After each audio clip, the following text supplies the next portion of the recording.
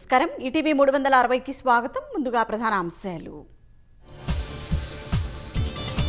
ఇరాన్పై విరుచుకుపడుతున్న అమెరికా. రక్షణ వ్యవస్థలు, విద్యుత్ ప్లాంట్లు లక్ష్యంగా క్షిపణుల వర్షం.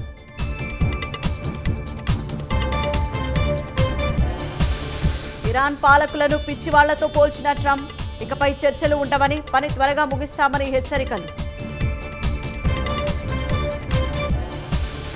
కిలో పొగాకు 200 రూపాయలకు తగ్గకుండా కొనాల్సింది. కర్ణాటకలో లేని సమస్య ఏపీలోనే ఎందుకని సీఎం ప్రశ్న.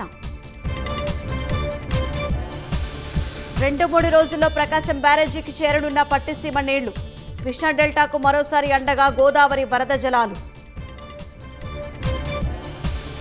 కల్లాపిపొడిలో ప్రమాదకరమైన రసాయనాలు గుర్తింపు. ప్రొద్దుటూరులో 5 తయారీ యూనిట్లు సీజ్. దేశంలో పలుచోట్ల భారీ వర్షాలతో విధ్వంసం. ఢిల్లీలో భవనం కూలి ఒకరు మృతి.